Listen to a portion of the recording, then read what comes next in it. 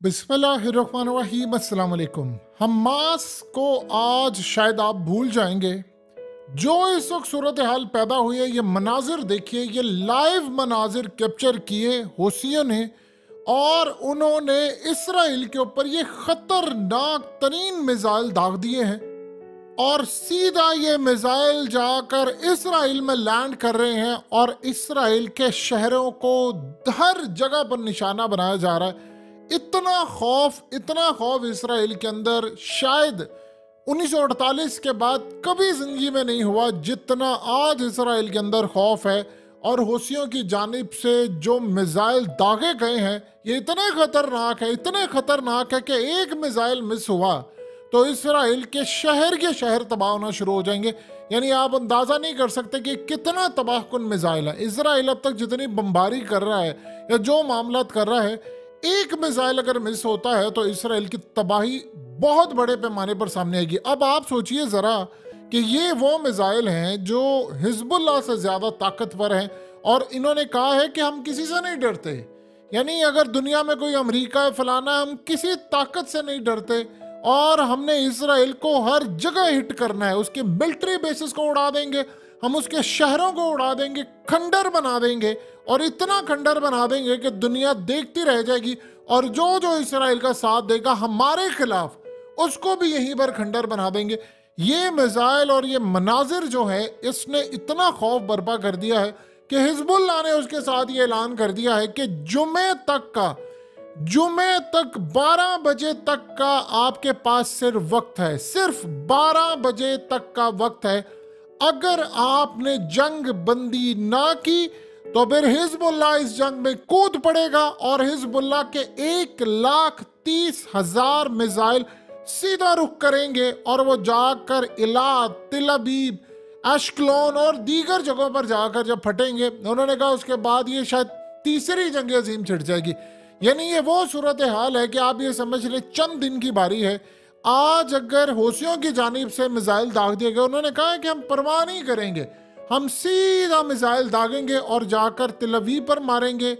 आप ये देखिए कि अभी तक इन्होंने जो मिसाइल दागे हैं उसको अमेरिका ने रोका है, उसको इसराइल ने रोका, इंटरसेप्ट किया है। लेकिन एक बात आप ज़हन में रखिएगा, आप कितने मिसाइल, 1,30,000 मिसाइल हैं हिजबुल्लाह के पास, हमास के पास रॉकेट्स हैं। असल में इस दफ़ा जो इसराइल ने किया है वो इतने, यानी समझ ले दुनिया के अंदर ये एक चीज़ पाई जा रही है कि उन्होंने मिसकैलकुलेट कर लिया है। आपने इस दफ़ा इंतहा कर दी है। यानी आप सोचिए ज़रा, आप धड़ल्ले से उठ रहे हैं और कह रहे हैं कि गजा के अंदर मुसलमानों को निकालना है और वहां पर निकाल कर हमने कब्जा करना है क्योंकि ये 2000 साल पहले हमारी ज़मीन थी, क्योंकि हमें यहाँ से जी वो 7वीं सदी पता नहीं कौन सी कितने साल पहले जी हमें यहाँ से निकाला गया था, हम वापस आए थे और जी हमारी ये ज़मीन है तो हम यहाँ पर उनको आने नहीं देंगे, छोड़ेंगे नहीं।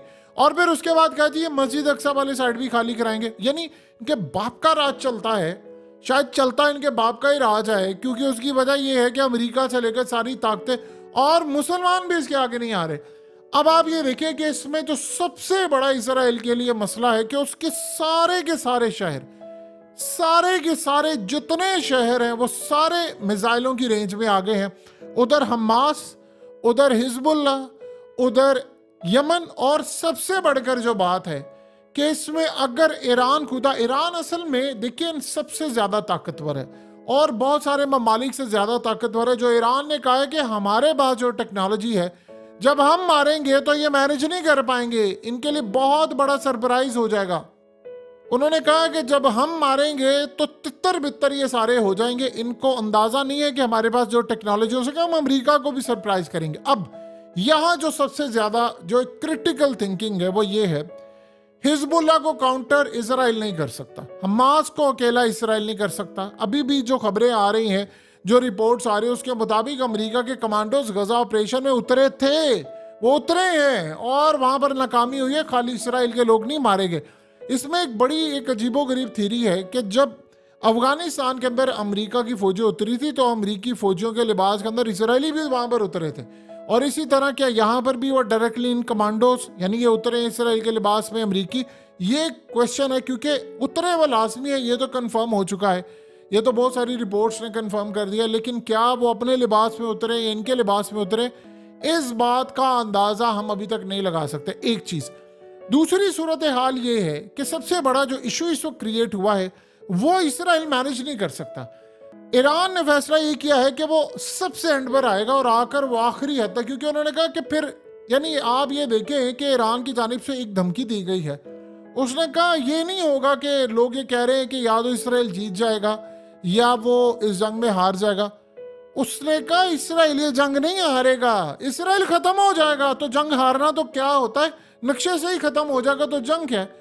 देखिए जो चाइना ने, आप इस बात को चाइना का पैमाना समझिए, चाइना ने अपने नक्शे के अंदर अगर इसराइल को खत्म किया है, वो चाइना हमेशा सिंबल्स के हिसाब से गुफ्तगू करता है। चाइना का मतलब ये है कि उन्होंने अगर अपने नक्शे से हटा दिया इसराइल को, तो इसका ये मतलब है कि वो रूस को बैक कर रहे हैं, ईरान को बैक कर रहे हैं। देखिए चेन समझिए जरा, चाइना बैक कर रहा है मुकम्मल तौर पर रूस को, रूस मुकम्मल तौर पर बैक कर रहा है ईरान को, ईरान बैक कर रहा है हुसियों को, ईरान बैक कर रहा है हिजबुल्लाह को, हिजबुल्लाह बैक कर रही है हमास को, हमास को बैक कर रही हैं बहुत सारी ताकतें।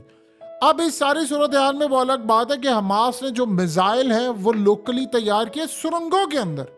ये एक ऐसी बात है कि सुरंगें इतनी लंबी हैं, इतनी बड़ी हैं, इतनी खतरनाक हैं कि इसराइल का प्लान था कि हम इसमें गैस छोड़ेंगे, वो गैस पिंक हो जाएगी तो ये सारे मर जाएंगे, हम दाखिल हो जाएंगे। हालत ये हुई कि इसराइल जब गजा के नॉर्थ की साइड से वो लैंड किया तो पीछे से ये लोग सरप्राइजिंगली आ गए। इन्होंने उनके 35 फौजी भड़का दिए, 35 से ज्यादा जो नंबर्स आ रहे हैं वो भड़का दिए, टैंक्स तबाह कर दिए। अब इस वक्त जब जो खबर आ रही है कि 60 अरब डॉलर्स तक का नुकसान हो चुका है इसराइल को इस जंग में, और ये नंबर ज्यादा हैं, बता वो कम रहे हैं। देखिए एक बात ज़हन में रखिएगा, ये जो मिसाइल आ रहे होते हैं पूरी तरह, ये मिसाइल कोई आम मिसाइल नहीं होते, इनको रोकना, सिक्योरिटी के ऊपर पैसा लगना, हर चीज़ पर पैसा। ठीक है इसराइल के पास पैसा अमेरिका की जानिब से और दूसरी ताकतों की जानिब से बहुत है, लूटा भी उन्होंने बहुत ज़्यादा है। लेकिन आप अगर ये चीज़ समझ रहे हैं कि ये देखिए ये तो जंग होनी थी, आपने पहले काम ये किया कि थोड़े थोड़े इलाके पर कब्जा किया। अब आपने फैसला कर लिया कि गजा पूरा खाली करना है, आपने फैसला कर लिया फलाना खाली करना है। यानी ऐसे तो मामला नहीं होता कि आपने 0/0 करके उसको कारपेट कर देना है और उसके बाद आप कह रहे हैं कि हम इलाके पर आ जाओ और ये सारे देखते रहे। हिजबुल्लाह का जंग में कूदना डायरेक्टली ईरान का कूदना है और हिजबुल्लाह को काउंटर करवाना है अमेरिका से। अब सबसे बड़ा इशू ये है कि अमेरिका की जो मिलिट्री बेसिस है वो जहां जहां पर है वहां पर फिर हमले होंगे और उन मुल्कों से भी लड़ाई होगी। ये सबसे बड़ा एक प्रॉब्लम है। देखिए वार्निंग ऑलरेडी खित्ते के अंदर जारी है कि ये जो ड्रम है ये इस वक्त बजना शुरू हो गए हैं तीसरी जंग अजीम के। इसराइल को अंदाजा था इस बात का, अब से नहीं कब से अंदाजा था कि जब मैंने सोचिए जरा अभी ये लड़ाई यहां तक है, अगर खुदा न खासा ये गजा को कामयाब हो गए, अल्लाह कभी भी ना करे, इंशाल्लाह नहीं होंगे, कामयाब अगर हो गए किसी भी तर्ज पर कैप्चर करने में, तो ये जंग नहीं होगी, ये फिर दुनिया की तबाही होगी। क्योंकि एक बात आप ज़हन में रखिएगा, ज़रूरी नहीं होता कि जो प्लान इन्होंने किया वो प्लान कामयाब ही होने हैं। ठीक है तबाही होती है, मुसलमानों के साथ मामला बड़े ख़राब है, इस वक्त सबको अपनी पड़ी हुई है, लेकिन ये लड़ाई यहाँ पर नहीं रुकनी। मिसाइल दागे जाएंगे, आपका कुछ ना कुछ नुकसान होगा, बड़े पैमाने पर होगा। कितनी देर तक आप ये काम करेंगे, ये तो आपको बहुत सारी चीज़ें क्लियर होगी। अब यहाँ पर इसराइल चाहेगा कि अमेरिका असल में इसको रोके। अमेरिका कैसे रोके? अमेरिका मिलिट्री बेस से रोके, और फिर जो रोकेगा फिर उसके ऊपर हमले होंगे और फिर उन मालिक को कहा जाएगा कि आप अमेरिका को अड्डे ना दें, अमेरिका को यहाँ से फारिग करवाएं। ये भी एक बहुत बड़ा सवाल होगा और ये बहुत बड़ा चैलेंज भी होगा। उधर आप देखिए कि हमास ने क्या ऐलान किया है। हमास ने ऐलान किया है कि 7 अक्टूबर को जो हमने हमले किए थे हम उसको रिपीट करने जा रहे हैं। उसका रिपीट टेलीकास्ट दुनिया देखेगी। कल आप देख लें कि उनके जो हमास के स्पोक्स पर्सन अबू उबैदा, उन्होंने तो यहाँ तक कहा है कि सारी दुनिया देखेगी और हम दिखाएंगे वो मनाजिर कि नेतन्याहू का सियासी कैरियर तो ख़त्म होगा, वो घुटनों के बल गिरेगा और माफ़ी मांगेगा, और ये मनाजिर हम सारी दुनिया को दिखाएंगे। यानी वो इतना कॉन्फिडेंट है कि हम इस सारी सूरत हाल के अंदर, देखिए इसराइल के पास एक और भी चीज़ है, ये बात ज़हन में रखिए।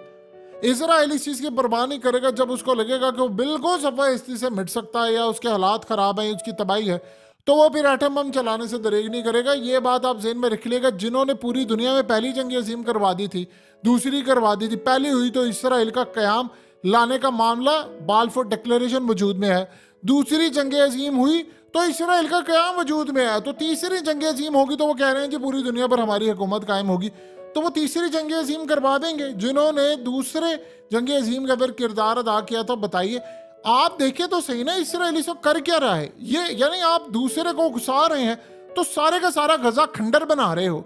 उधर आपको पुतिन कह रहा है, यही तो बात उसने कही, उसने कहा कि तू जाकर मुकाबला कर हमास का, इतना शौक है तो करना हमास का मुकाबला। तो आप मुकाबला किसका करें? आप वहां पर गजा के अंदर लोगों को मारे, डॉक्टर्स को मारे, औरतों को मारे, बच्चों को। ये बात पुतिन ने कही है कि ये बर्बरियत नहीं तो और क्या है। उधर तुर्की बार बार कह रहा है वेस्ट को कि तुमने जो सूरत हाल सामने रखी है, तुम अपनी मॉरल अथॉरिटी खो चुके हो, ये जंग तबाही का शिकार है। उधर आप देख लें कि यमन के जो हैकर्स हैं वो इसराइल के मुख्तलिफ चैनल्स को हैक उन्होंने करना शुरू कर दिया है। सो लड़ाई की सूरत हाल तो इसराइल ने जो पैदा की थी अब उसके कंट्रोल से बाहर होने वाली है। अगर किसी को नजर नहीं आ पा रही तो आप बताएं। देखिए यमन का जहां तक मसला है तो यमन ने अमेरिका के मिलिट्री बेसिस को भी टारगेट करना, वो चाहे जिबूती के अंदर हो या किसी और के अंदर हो। इवन कि आप अंदाजा कर लें कि उनकी पावर इतनी है कि वो कहते हैं कि अगर कल को कोई इंडिया से लेकर कोई भी मुल्क आ जाएगा जो हमारे खिलाफ इस्तेमाल होगा इस जंग के अंदर, हम उसको भी निशाने पर बना सकते हैं। यानी ये बात उन्होंने क्लियरली कह दी है कि अगर आपको ये लगता है कि इस जंग के अंदर आप कूदेंगे और हम चुप करके बैठेंगे, हम किसी से नहीं डरते। देखिए नस्ल कुशी कर रहे हैं ये अपनी नस्ल को बचाने के लिए, तो जो फौजी हैं इनके उनके नुतवे जमा करें और दूसरों की नस्ल कुशी करें। इस वक्त काम ये करें कि गजा में इन्होंने पानी को असल में जंगी हथियार के तौर पर इस्तेमाल किया, पानी उनका इन्होंने बंद किया हुआ है। फिर इस सारी सूरत हाल के अंदर इसराइल पर जो हौसियों ने जो बैलिस्टिक मिसाइल मारे हैं ये असल में बड़े खतरनाक है। आप जानते हैं इलात के ऊपर इन्होंने मारे थे, और इलात वो जगह है कि जहां पर इनकी टूरिज्म है। यानी एक किसी होटल के ऊपर, एक किसी जगह पर असल में वो कह रहे हैं कि इनको मजा हम चखाएंगे। जो ये गजा के अंदर कर उसने कि इस बहाने दुनिया जागेगी, तो से इसराइल ने प्लान किया है कि हम लोग जब उठेंगे तो हम इन पर हमला करेंगे। अब यहां जो असल कहानी शुरू हो रही है वो सबसे बड़ा मसला ये है कि अगर इलात के ऊपर जाकर कोई एक मिसाइल लग जाता है, देखिए 1,30,000 जो मिसाइल हैं हिजबुल्लाह के पास, वो सारे नहीं आप रोक सकते, ये आप ध्यान में रखिएगा। वैसे भी आयरन डोम जो है वो रखा हुआ है इन्होंने, दूसरा एक रखा हुआ है, उसके पास अब मिसाइल रोकने की कैपेसिटी नहीं है। आप अगर सिर्फ 20% भी लगाए, अभी तक जो है वो 20% रोकने में नाकाम रहा है, तो वो थे रॉकेट। अब आ रहे हैं मिसाइल व बैलिस्टिक मिसाइल। अगर आप 20% 100 मिसाइल लगते हैं, चले आप इतना मान ले 1000 मिसाइल दागे जाते हैं, उन 1000 में से हम 20% नहीं करते हैं, हम सिर्फ ये कर लेते हैं कि 10% आप नहीं रोक पाते। 100 मिसाइल आपके जाकर मुख्तलिफ शहरों के अंदर लगते हैं, रॉकेट नहीं जो एक बिल्डिंग के ऊपर जिस तरह ये अपार्टमेंट देख ले ये लगा और तबाही, नहीं, रॉकेट नहीं, मिसाइल, बैलिस्टिक मिसाइल। अगर 100 बैलिस्टिक मिसाइल जाकर आप मिस कर देते हो तो बताएं उसके बाद क्या सूरत हाल होगी। इसराइल के अंदर लोग इस वक्त ट्रॉमा का शिकार है। आपको फलस्तीन की सूरत हाल बिल्कुल नजर आती है, बर्बरियत है, मारा है, यानी अखीर कर दी है, जो जुल्म की कोई इंतहा जिसे कहते हैं वो कर दी है। लेकिन इसराइल के अंदर जो रहने वाले लोग हैं वो इस ट्रॉमा से बाहर नहीं निकलेंगे। उनको कई बीमारियां लाक हो गई हैं, कुछ मजाक उड़ा रहे हैं, ये जो मजाक उड़ा रहे हैं टिकटॉक पर ये वो सारा कुछ, ये असल में उनको हुकूमत की जानिब से पूरी सपोर्ट है कि आप उनको कहें कि हम ठीक है। बज़ाहिर आप एक बात बताइए कि आप इसराइल में चाहे रहते हो, आप मुल्क छोड़कर जा नहीं सकते। आपको पता है कि आज नहीं तो कल 4-5-6 मुल्क हम पर हमलावर हो जाएंगे, और हो सकता है कि 2-4 हज़ार 5,000 मिसाइल दाग दें, और सारे के सारे जब वो मिसाइल दाग देंगे उनमें से कोई बचे तो हमारे ऊपर लगे आकर हमारा क्या हाल होगा। वो आप खौफ उसका आप अंदाजा नहीं कर सकते। देखिए मुसलमानों का मसला ये होता है कि उनकी एक थ्योरी होती है, बिलीव होता है, वो ये समझते हैं कि अगर हम मर जाते हैं तो हम मर के उसके बाद जन्नत में चले जाएंगे। अब हमास ने जो कहा है कि जी हमारे पास कुछ हमलावर हैं, वो जाकर हमला करेंगे, असल में उनका कॉन्सेप्ट पीछे वही है जो अफगान तालिबान वाला है कि वो समझते हैं ये जिंदगी आर्जी है। जो इसराइल के लोग हैं उनके यहाँ कॉन्सेप्ट डिफरेंट पाया जाता है। वो ये समझते हैं कि हम खुदा के चुने हुए लोग हैं, हमें यहाँ पर रूल करना है, यहीं पर हमें राज करना है, और इस राज के तहत ही हमारी बका है। तो इस सारी सूरत हाल में इनका और उनका लड़ने का जो जज्बा, देखिए इसराइल बिलीव करता है और रिलाय करता है टेक्नोलॉजी के ऊपर।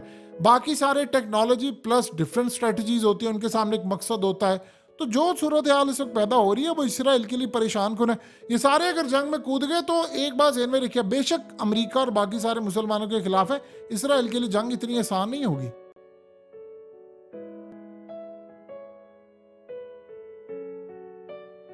हकीकत टीवी को सब्सक्राइब करना मत भूलें, वीडियो को लाइक करें, शेयर करें और कमेंट सेक्शन में अपनी राय का इजहार ज़रूर करें।